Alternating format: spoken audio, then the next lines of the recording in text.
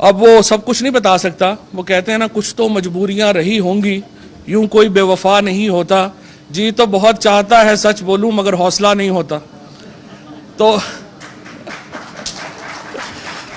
اچھا, اب ہم جب گئے ہیں, ہم نے سپریم کورٹ کا دروازہ, جب آپ کو پتا ہے جو لوگ کورٹ رپورٹ کر رہے ہوتے ہیں کہ جب کیس ختم ہوتا ہے بینچ اٹھ جاتا ہے, سپریم کورٹ کا دروازہ باہر سے لاک ہو جاتا ہے اور کوئی آدمی اندر نہیں جا سکتا. اب اتفاق سے میں اور ایک دو ہمارے اور دوست جو تھے, ہم لوگ پہلے پہنچے اور ہم نے دروازہ لاک کھولا. ہمارے سامنے ہم لاک کھولنے کے بعد اندر گئے تو پتہ چلا چیف الیکشن کمیشنر اور سیکرٹری پہلے ہی لاک شدہ کمرے میں موجود ہیں. اچھا, اب یہ کیسے ہوا؟ اب یہ بھی وہی ہوا کہ وہ پھر آپ کو بعد میں بتاؤں گا. بہرحال فیصلہ آپ کے سامنے آ گیا, معجزہ ہو گیا. ہم الیکشن کی طرف جاتے جاتے ادھر چلے گئے. اب سوال یہ ہے کہ کیا یہ آپریشن رجیم چینج آپریشن جو ہے یہ مکمل ہو گیا؟ آنسر از نو. 2 دن پہلے آپ نے دیکھا ہوگا کہ لندن کے ایک دریا میں ایک ہنی مون ٹائپ پکچر آئی جس میں نجم سیٹھی صاحب اور نواز شریف صاحب لیٹے ہوئے ہیں بوٹ پہ. عام طور پہ نئی شادی کے بعد اس طرح کی تصویریں آتی ہیں, لیکن یہاں پہ تصویر آ گئی. یہ تصویر کوئی ایسی امپورٹنٹ نہیں تھی, چلیں آ گئی. لیکن ایشو کیا ہوا, اس کے بعد نجم سیٹھی صاحب نے رات کو ایک پروگرام کیا اور اس میں انہوں نے یہ ایمفیسس کیا, اس بات کے اوپر زور دیا کہ ہمیں ایکچولی افغانستان میں امریکہ کو فوجی کارروائیوں کے لیے اڈے دینے کی بات کرنی چاہیے اور یہی ہماری امپورٹنس ہے. انہوں نے کہا کہ امریکہ سے ہمارے تعلقات کی صرف یہی امپورٹنس ہے کہ افغانستان میں ہمارا کیا رول ہوگا, اور مجھے سمجھ نہیں آ رہی کہ ہم یہ اڈے کیوں نہیں دے رہے.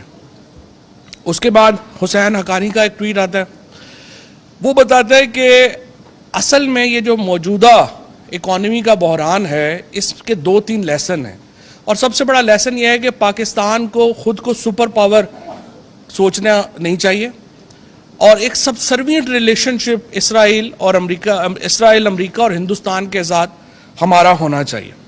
یہ غیر سرکاری دونوں سٹیٹمنٹس تھے. لیکن اس سے پہلے ہمارے سو کالڈ وزیر خارجہ بلاول بھٹو نے بیان دیا اور اس نے کہا کہ ہمیں ہندوستان سے فوری طور کے اوپر اپنے تعلقات جو ہیں وہ بڑھانے چاہیے اور اکنامک ریلیشن شپ بنانے چاہیے. اب آپ دیکھیے کہ ایک ماحول بنایا جا رہا ہے 3-4 چیزوں کے اوپر.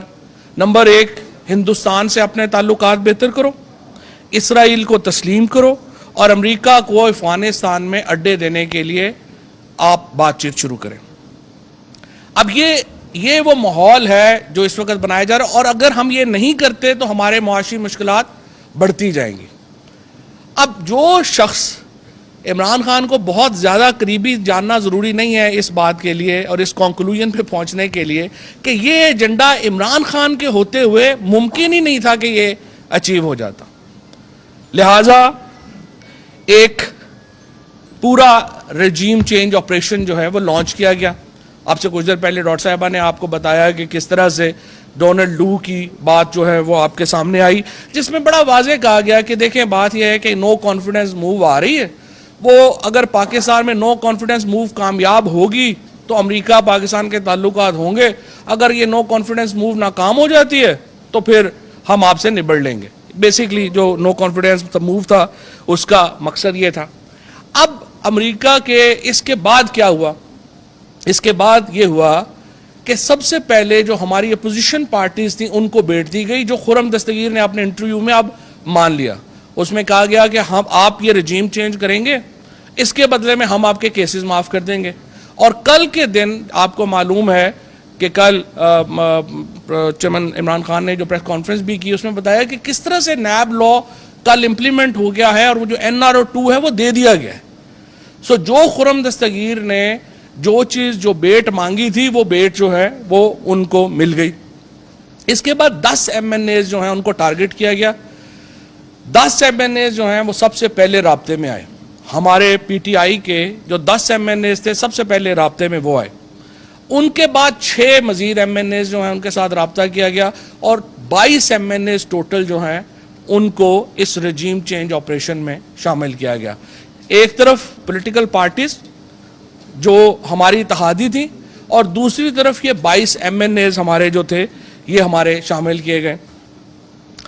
اب حکومت کی یہ جو تبدیلی کا معاملہ تھا یہ عوام تک جب پہنچا تو سب سے پہلا رد عمل پریڈ گراؤنڈ میں آیا، جہاں پہ آپ نے دیکھا کہ جب عمران خان نے کال دی تو لاکھوں لوگ پورے پاکستان سے جمع ہوئے، اور وہاں پہ انہوں نے یہ ڈونلڈ لو کا جو لیٹر تھا سب سے پہلے عمران خان نے ان لاکھوں لوگوں کے سامنے لہرایا، اور یہ آپریشن رجیم چینج کا جو مرحلہ تھا اس پہ عوام کا پہلا ری ایکشن جو تھا وہ اس پہ آیا۔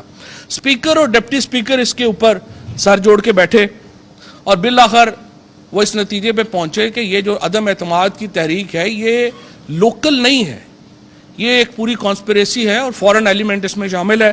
اسپیکر نے رولنگ دے دی۔ اب جب یہ کیس سپریم کورٹ میں گیا اور ہم سب لوگ